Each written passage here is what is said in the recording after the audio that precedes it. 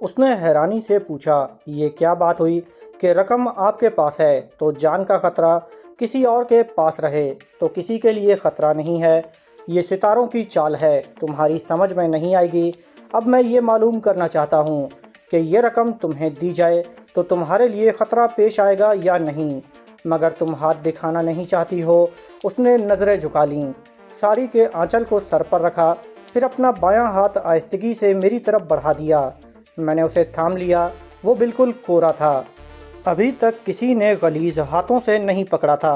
ये इत्तेफाक था कि वो लड़की जराइम की दुनिया में कदम रखते ही मेरे पास आई थी। अभी उसने हवस की दलदल को नहीं देखा था। मैं हाथ की लकीरों को देख रहा था, मगर दिमाग को पढ़ता जा रहा था। मैंने कहा, तुम्हारा नाम अंग्रेज़ी हर्फ एस से शुरू होता है। जी हाँ, मेरा नाम शिल्पी मल्होत्रा है। तुम किसी से मोहब्बत करती हो? वो अपना हाथ खींचना चाहती थी। मैंने कहा, मगर वो बेवफा और हरजाई है। उसने अपना हाथ मेरे हाथ में रहने दिया। उसमें तजस्सुस पैदा हो गया था। वो अपने महबूब के मुताल्लिक मालूम करना चाहती थी। मैंने कहा, जब तुम उस शख्स से पहली बार मिली तो उसने ख़ुद को बहुत बड़ा बिजनेसमैन और सरमायादार जाहिर किया। बाद में पता चला वो कार किसी दूसरे की थी और उसने जो सूट पहना हुआ था वो एक लॉन्ड्री से किराए पर लाया था। वो हैरानी से मुझे देखते हुए बोली, आप तो हाथ की लकीरें देखते हुए पूरी राम कहानी सुना देते हैं। हाँ, तुम बहुत कमज़ोर इरादे की मालिक हो। अगर कोई बहलाता फुसलाता है तो उसकी बातों में आ जाती हो। तुम्हारे महबूब ने मोहब्बत की कस्में खाईं, तुम्हें मुस्तकबिल के सुनहरे ख्वाब दिखाए, तुम उसकी बातों में आ गईं। आपका एक एक लफ्ज़ दुरुस्त है। तुम्हारी एक बूढ़ी माँ है, बीमार बाप है, एक जवान बहन तुमसे बड़ी है, एक जवान बहन तुमसे छोटी है, दो छोटे भाई तालीम हासिल कर रहे हैं और घर में कमाने वाला कोई नहीं है। उसकी आंखें भीग गईं। उसने कहा, मेरा हाथ जैसे कोई किताब है, आप एक एक लफ्ज़ पढ़ते जा रहे हैं। उसके चेहरे पर बड़ी मासूमियत थी। नाक नक्शा बहुत ही जाजिबे नज़र था। उस पर भीगी हुई आंखें क़यामत ढा रही थीं। रेड पावर वालों ने सोच समझ कर ही उसका इंतखाब किया था, ताकि कहीं भी जाकर वो जाल फेंके तो शिकार निकल न पाए। बहरहाल मैं शिकार नहीं था और ना ही शिकारी बनने की ख्वाहिश थी। मैंने नज़रें झुका लीं। उसकी हथेली पर एक उंगली फेरते हुए कहा, तुम्हारी ये लकीर मिट गई है। अगर ये हाथ में रह जाती तो तुम कातिल बन जाती। उसका दिल धक से रह गया। उसने फ़ौरन ही अपना हाथ खींच लिया। घबरा कर मुझे देखने लगी। मैंने कहा, मैं तुम्हारे हाथ को एक खुली किताब की तरह पढ़ चुका हूँ, मगर घबराने की कोई ज़रूरत नहीं है। तुम मुझे कत्ल नहीं कराओगी। वो तड़प कर अपनी जगह से उठी, रोती हुई मेरे कदमों में आकर गिर पड़ी। कहने लगी, मैं मुजरिम हूँ, पापन हूँ। सिख देव मेरी मोहब्बत की कस्में खाता है। वो कहता है, किसी के साथ मुझे एक कंपार्टमेंट में तन्हा सफ़र करने नहीं देगा। उसने कहा था, अगले स्टॉप पर गाड़ी रुकेगी तो वो चुपचाप इस कंपार्टमेंट के बाहर पायदान पर आकर बैठ जाएगा। जब गाड़ी चल पड़ेगी तो मैं वो दरवाज़ा खोल दूंगी। वो अंदर आएगा, फिर तुम्हें कत्ल कर देगा। तुम्हारा तमाम कीमती सामान समेट कर मुझे यहाँ से ले जाएगा, मगर मैं ऐसा नहीं करूँगी। तुम देवता हो, बहुत बड़े ज्ञानी हो, आदमी के अंदर की बात जान लेते हो। मैं तुमसे इल्तिजा करती हूँ, मुझे बुरे रास्ते से हटा दो। मुझे आशीर्वाद दो कि मैं एक शरीफ लड़की की तरह ज़िंदगी गुजारूँ और इज़्ज़त आबरू से अपने ख़ानदान वालों का पेट भर सकूँ। मैंने उसके दोनों बाजुओं को थाम कर अपने कदमों से उठाते हुए कहा, शिल्पी, यहाँ आराम से बैठो। तुम बुरी लड़की नहीं हो, बहुत अच्छी हो और हमेशा ज़िंदगी अच्छी गुजारोगी। वो आंसू पोंछते हुए बोली, मैं उस शैतान के लिए कंपार्टमेंट का दरवाज़ा नहीं खोलूँगी। ऐसी गलती ना करना, दरवाज़ा ज़रूर खोलना। शैतान को आने दिया करो। जब तक सामने बदी नहीं होती, नेकी की कदर कीमत मालूम नहीं होती, मगर वो बहुत ख़तरनाक है। उसके पास रिवॉल्वर है। मैं अपने हाथ की और तुम्हारे हाथ की लकीरों को देखने के बाद यकीन से कह सकता हूँ, हम दोनों ज़िंदा रहेंगे। वो इनकार करना चाहती थी, दरवाज़ा नहीं खोलना चाहती थी, लेकिन मुझसे इस कदर मुतासिर हो चुकी थी कि इनकार करने की जुर्रत न हो सकी। फिर गाड़ी की रफ्तार सुस्त होने लगी। मैंने कहा, शायद कोई बड़ा स्टेशन आ रहा है। मैंने खिड़की से झांक कर देखा, दूर दूर तक तारीकी थी। गाड़ी पटरियां बदल रही थी, फिर आहिस्ता आहिस्ता रुकने लगी थी। मैंने कहा, सिग्नल नहीं मिल रहा है, इसलिए किसी छोटे स्टेशन में रुक रही है। मैंने खिड़की बंद कर दी। फिर कहा, अब सुखदेव ज़रूर कंपार्टमेंट के बैरूनी पायदान पर आकर बैठेगा। मैं टॉयलेट में रहूँगा। तुम किसी खौफ और झिझक के बगैर दरवाज़ा खोलोगी। मुझे डर लग रहा है। जब तक वो महबूब था, उसके लिए जान देने के लिए तैयार थीं, अब उसके हाथों जान जाने का खौफ है, क्योंकि उसकी शैतानियत का इल्म हो गया है। लेकिन मैं जो हूँ, तुम वही करोगी जो कह रहा हूँ। गाड़ी ज़रा देर को रुकी थी, फिर आहिस्ता आहिस्ता चलने लगी। शिल्पी जिस खिड़की के पास बैठी थी, उसके बाहर सर निकाल कर देखने लगी। मैंने उसके ज़रिए मालूम किया, उसने सुखदेव को पायदान पर चढ़ते हुए देख लिया था। मैंने करीब आकर कहा, शिल्पी, मैं बाथरूम में जा रहा हूँ, तुम खिड़कियाँ बंद रखो। अगर चलती ट्रेन में कोई मुसाफिर आना चाहे तो दरवाज़ा हरगिज़ न खोलना, पहले मुझे इतला देना। मैं टॉयलेट का दरवाज़ा खोलकर अंदर चला गया, दरवाजे को बंद कर लिया। कंपार्टमेंट के बाहर दिन आहिस्ता आहिस्ता रोशन हो रहा था और सुखदेव आहिस्ता आहिस्ता सर उठाकर दरवाजे की खिड़की से अंदर देख रहा था। उसने शिल्पी को दरवाज़ा खोलने का इशारा किया। उसने झिझकते हुए दरवाज़ा खोल दिया।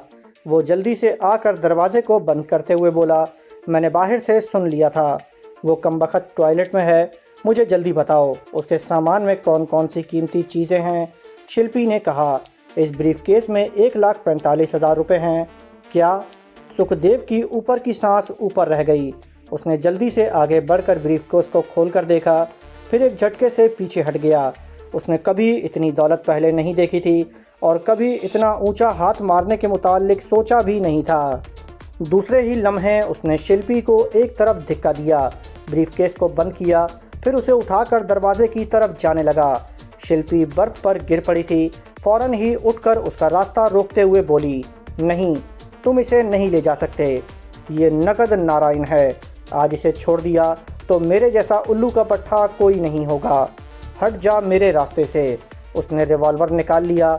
मैं अब उसके दिमाग में पूरी तरह मोहतात था ताकि गोली ना चला सके। शिल्पी ने कहा, वो नेक आदमी है, उसने मेरी आंखें खोल दी हैं।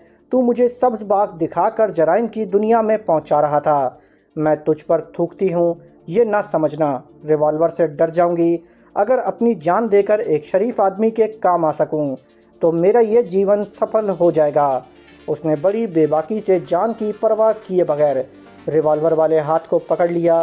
फिर दोनों में जद्दोजहद होने लगी। मैंने सुखदेव की कोशिशों को ज़रा कमज़ोर बनाया ताकि वो उसके हाथ से अपना रिवॉल्वर वाला हाथ न छुड़ा सके। दरवाजे वाली खिड़की खुली हुई थी। वो जद्दोजहद के दौरान उधर जाते थे तो रिवॉल्वर वाला हाथ शिल्पी के गिरफ्त में खिड़की से बाहर आ जाता था। जब एक बार वो हाथ बाहर आया तो मैंने उसके हाथ से रिवॉल्वर छुड़ा दिया। वो एकदम से चौंक कर उसे गाली देता हुआ एक तरफ धकेलता हुआ बोला, सुअर की बच्ची, तूने रिवॉल्वर गिरा दिया है, मुझे यहाँ से फ़ौरन भागना होगा। मैंने टॉयलेट के दरवाजे से निकलकर पूछा, कंपार्टमेंट से भागना चाहते हो या ज़िंदगी से? मुझे देखते ही उसने मेरी तरफ छलांग लगाई। ब्रीफकेस मेरे मुंह पर मारा मगर मैं पीछे हट गया। उसका वार खाली गया मगर मेरा घूंसा मुंह पर पड़ा। वो लड़खड़ाता हुआ पीछे हट गया। फिर मैंने उसे पे दर पे घूंसों पर रख लिया। उसके हाथ से ब्रीफकेस छूट चुका था। फिर मैंने उसे उठाकर दूसरे दरवाजे की तरफ फेंक दिया। वो कमज़ोर नहीं था, लड़ना जानता था। फिर ये तकरीबन 1.5 लाख रुपए का मामला था। वो इतनी बड़ी रकम छोड़ नहीं सकता था। उसने पलटकर मुझ पर हमला किया। इस बार मेरे मुंह पर उसका हाथ पड़ा। मैं पीछे गया, फिर उसके हमले को रोकने की कोशिश करने लगा। 2-4 हाथ खाने के बाद मैंने जवाबी हमले किए। वो दरवाजे से जाकर टकरा गया। फिर वापस आना चाहता था मगर मैंने उसके पेट पर एक लात मारी। वो फिर पीछे जाकर आधा खिड़की के बाहर आधा कंपार्टमेंट के अंदर रह गया। इससे पहले कि वो कंपार्टमेंट में पूरी तरह वापस आता, मैंने उसकी दोनों टांगें पकड़कर बाहर की तरफ धिक्का दे दिया। उसने दरवाजे के बाहर दोनों तरफ के हैंडल को मजबूती से पकड़ लिया था। चीखते हुए कह रहा था, छोड़ दो, मुझे अंदर आने दो, मैं गिर जाऊंगा, मैं मर जाऊंगा। शिल्पी कमज़ोर दिल की लड़की थी। वो एक खिड़की से झांक कर देख रही थी, फिर पलटकर मुझसे बोली, छोड़ दो प्लीज़, इसे जाने दो, ये मर जाएगा। अगर ये ज़िंदा रहा तो 1.5 लाख यहाँ से ले जाएगा और तुम्हारी ज़िंदगी तबाह कर देगा। अगर रकम के बगैर गया तो झंझलाकर रेड पावर के ख़िलाफ़ पुलिस में बयान देगा। मेरे ख़िलाफ़ भी बहुत कुछ कह सकता है। मैं नहीं चाहता कि पुलिस वाले मुझ पर किसी तरह का शुबा करें।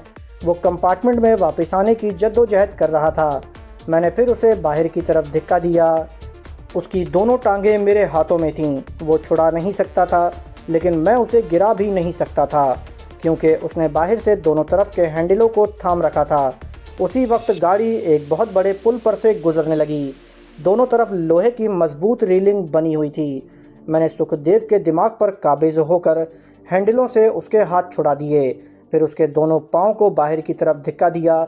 वो चीखें मारता हुआ बाहर की तरफ गया, मगर वो आखिरी चीखें थीं। मैंने फ़ौरन ही खिड़की से बाहर झांक कर देखा। आसपास के कंपार्टमेंट वाली खिड़कियां बंद थीं। दूर चंद कंपार्टमेंट में कुछ लोग खिड़की के बाहर देख रहे थे। किसी को गिरते देखकर 2-4 लोग खिड़की से तकरीबन आधे बाहर निकल आए थे, हैरानी का इजहार कर रहे थे। मैंने कंपार्टमेंट का जायज़ा लेते हुए कहा, यहाँ ऐसी कोई बात नहीं है जिससे जाहिर हो कि 2 आदमियों में झगड़ा होता रहा था और वो शख्स उसी कंपार्टमेंट से बाहर गिरा है। तुम सुखदेव से कतई अनजान बन जाना। शिल्पी मुझे हैरानी से तक रही थी। मैंने पूछा, क्या हुआ? उसने पूछा, तुम क्या हो? सुखदेव से बम्बई के बड़े बड़े गुंडे खौफ खाते हैं। मैंने उसे अपनी आंखों से लड़ते हुए देखा है। 4 गुंडों को उसके खौफ से भागते देखा है। मैं समझती थी तुम सिर्फ गयानी हो, मगर तुम उसे कहने के लिए अल्फाज नहीं मिल रहे थे। मैंने कहा, जो हुआ उसे भूल जाओ। पुलिस को क्या बयान देना है ये याद रखो। अगले स्टेशन पर पुलिस वाले तमाम कंपार्टमेंट में झांकते फिर रहे थे। वो मालूम करने आए थे कि मंगला रेलवे स्टेशन पर एक शख्स 2 औरतों के साथ किस कंपार्टमेंट से उतर कर गया था। उसी दौरान उन्हें पता चला कि पिछले पुल पर कोई किसी कंपार्टमेंट से बाहर गिर पड़ा था। पुलिस वालों को पहले सवाल का जवाब देने के लिए दूसरे अवामी कंपार्टमेंट में रेड पावर के आदमी मौजूद थे। उनके साथ औरतें और बच्चे भी थे, ताकि मालूम हो कि वो मुसाफिर हैं और कहीं जा रहे हैं। उनमें से एक औरत और एक मर्द ने बयान दिया, हम उस वक्त जाग रहे थे। वो आदमी अपनी 2 औरतों के साथ हमारे ही पास वाली सीट पर बैठा था। जब यहाँ से उठकर बाहर जाने लगा तो हमें हैरानी हुई, क्योंकि वो ऐसे स्टेशन पर उतर रहा था जहाँ मद्रास मेल रुकती नहीं है। हमने खिड़की से बाहर देखा। बाहर से बंदूक बरदार खड़े थे और वो तीनों उन बंदूक वालों के साथ स्टेशन की तरफ चले गए थे। फिर हमें अपने कंपार्टमेंट से कुछ नज़र नहीं आया। उनकी बातों को जुटलाने वाला कोई नहीं था। उस कंपार्टमेंट में अक्सरियत रेड पावर के आदमियों की थी। दूसरे मुसाफिरों ने बयान दिया, जब वो 3 मुसाफिर उतर कर जा रहे थे तो हम सो रहे थे। बहरहाल पुलिस वालों को अपने पहले सवाल का जवाब मिल गया, मगर दूसरे का जवाब नहीं मिल रहा था। तमाम कंपार्टमेंट वालों का बयान था कि वो गिरने वाला उनके डब्बे में नहीं था। मैं टॉयलेट में खड़ा हुआ था, दरवाजे को खुला रखा था। मैंने कहा, शिल्पी, जैसे ही वो पुलिस वाले इधर आएंगे मैं दरवाज़ा बंद कर लूँगा, तुम उनसे निमट लेना। मैंने ऐसा ही किया। जैसे ही खिड़की के बाहर से दूर से पुलिस वाले आते दिखाई दिए, मैंने टॉयलेट के दरवाजे को बंद कर लिया। मैंने सोचा, अगर वो मुझे तलाश करने आए हैं तो उनके दिमाग में हार्पर वगैरह हो सकते हैं। मुझे उनसे दूर ही रहना चाहिए। इंस्पेक्टर ने आकर पूछा, क्या आप तन्हा सफ़र कर रही हैं? जी नहीं, मेरे शौहर बाथरूम में हैं। एक शख्स चलती ट्रेन से नीचे गिर पड़ा था।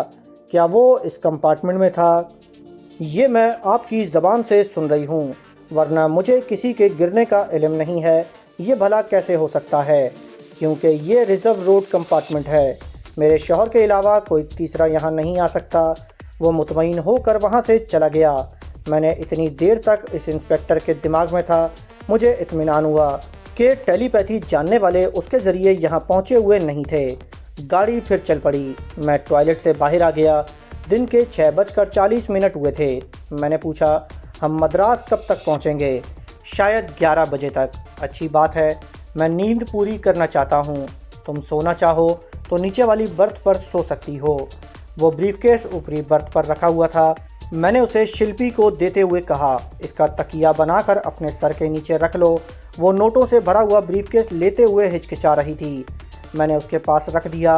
वो आहिस्तगी से उठकर खड़ी हो गई, मेरे बिल्कुल सामने थी। शायद बालिश्त भर का फासला होगा। ट्रेन पूरी तेज़ रफ्तारी से गुजर रही थी और तेज़ी से पटरियां बदलती जा रही थी। खट खटाखट की आवाज़ के साथ हम एक दूसरे के सामने लरज़ रहे थे, जज्बात से नहीं बल्कि ट्रेन की रफ्तार से। फिर वो ट्रेन एक ही पटरी पर दौड़ने लगी। मैंने पूछा, क्या तुम कुछ कहना चाहती हो? क्या मुझे कुछ कहना चाहिए? मैंने अपने देश की औरतों को मुट्ठी भर चावलों को बदले बिकते देखा है और तुम मुझे 1.5 लाख रुपए दे रहे हो। तुम गलत समझ रही हो। अगर तुम्हारे दिल में ऐसा कोई खौफ है कि मैं तुम्हारी तन्हाई और मजबूरी से खेलना चाहता हूँ तो इसे अपने दिमाग से निकाल दो। आराम से बर्थ पर लेट जाओ। मैंने चप्पल उतारी, फिर उछलकर ऊपरी बर्थ पर पहुँच गया। वहाँ आराम से लेट गया। वो शदीद हैरानी से अपनी जगह खड़ी रह गई थी। उसे अब तक यकीन नहीं आ रहा था। एक मर्द ने उसकी हैसियत से ज़्यादा उसे दौलत दी और उसके जिस्म को नोचे खसूटे बगैर आराम से सोने चला गया था। ऐसी बात नहीं थी कि वो हसीन ना हो, पुरकशिश ना हो। वो तो बला की हसीन थी और पुरकशिश थी। भरे भरे बदन की दोशीज़ा थी। उसे देखकर जाहिद अपनी तौबा भूल सकते थे।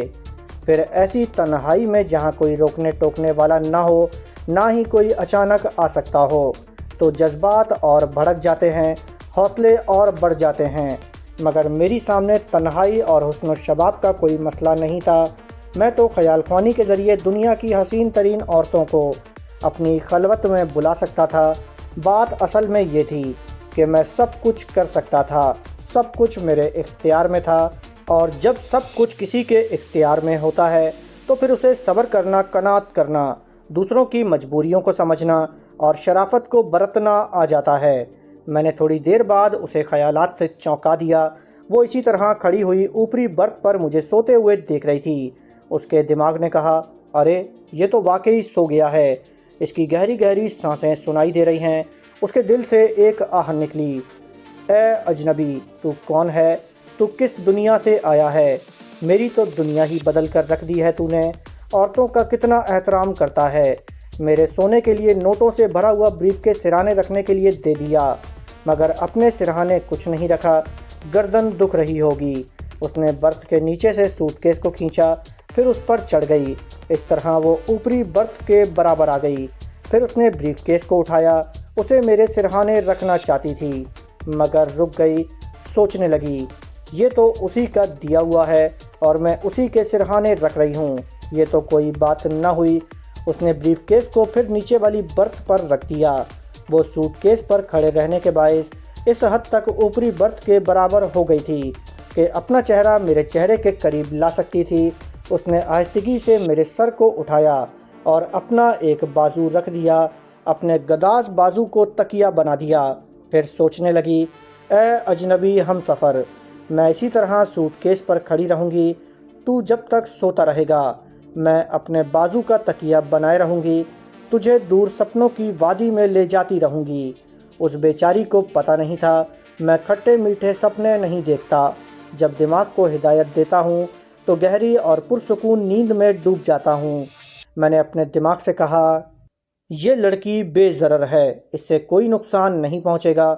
लेकिन मेरी नींद के दौरान कोई इस कंपार्टमेंट में दाखिल होना चाहे या बाहर से नुकसान पहुंचाना चाहे या कोई गैर मामूली बात हो तो मेरी आंख खुल जाए। दोस्तों, इस किस्त का इख्तिताम यहीं किया जाता है। जाने से पहले इस वीडियो को लाइक कीजिए, चैनल को सब्सक्राइब कीजिए। इंशाल्लाह आपसे अगली किस्त में मुलाकात होगी। जब तक अपना और अपने इस चैनल का ख्याल रखिएगा। अल्लाह हाफिज़।